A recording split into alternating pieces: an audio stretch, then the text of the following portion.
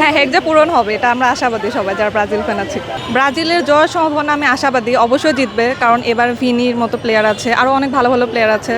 আর Brazil সবসময় জিতে আসছে, ইনশাল্লাহ আজকেও জিতবে, এটা আমি আশাবাদী। নরওয়ের সঙ্গে এখন পর্যন্ত জিততে পারে না, এবার জিতবে, এবার আমরা আশাবাদী। হ্যাঁ, সব মিলিয়ে নেইমার এখন পর্যন্ত ফুল টাইম খেলতে পারতেছে না, এবার নেইমার আজকে খেলার সম্ভাবনা আছে আমি শুনেছি, তো অবশ্যই জেতার সম্ভাবনা আছে আমার। নরওয়েকে কয় গোল দিতে পারে?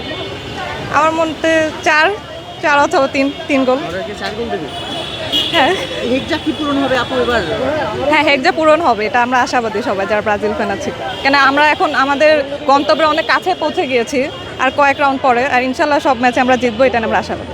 আর্জেন্টিনার সমর্থকরা বলছে যে এ জীবনে হেক্সা পূরণ হবে না, কোটা দিচ্ছে তাদের উদ্দেশ্যে আসলে বলার কিছু আছে? তাদের উদ্দেশ্যে বলতে চাচ্ছি, আর্জেন্টিনা তো এখন 3টা, এখন ওদের 6টা করতে এখন অনেক বছর, আর আমাদের তো অলরেডি 5টা আছে, তো এটা এখন ওদের এটা তো পূরণ করতে পারবেও না, আর ইনশাল্লাহ এবার হেক্সা তো অবশ্যই পূরণ হবে।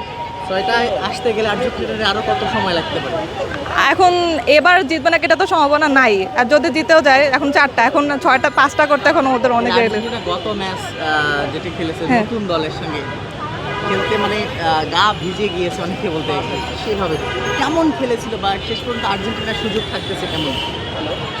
আর্জেন্টিনা যদি বলি, ওদের যে বিপরীত যে দল ওটা মানে র্যাঙ্কিংয়ের দিক দিয়ে কিছুটা মানে অনেক পরে, তো এই দিক দিয়ে ওরা বলতে গেলে প্রত্যেকটা ম্যাচে জিতে যাচ্ছে, তো ওদের জন্য জিতাটা কিছুটা সহজ হচ্ছে। ব্রাজিল অথবা পর্তুগাল যে অন্য সব যে দল আছে, এদিক দিয়ে ওরা চেষ্টা করছে, বাট ওদের জেতাটা অন্য দলের থেকে আমার কাছে মনে হচ্ছে, আমার কাছে মনে হচ্ছে যে সহজ প্রতিপক্ষ অন্য দল অনেকে বলছে যে ভাগ্যটা যদি আর্জেন্টিনা, হ্যাঁ, আর্জেন্টিনার মতো হতো, একটা তো মিমসও চলে এসেছে।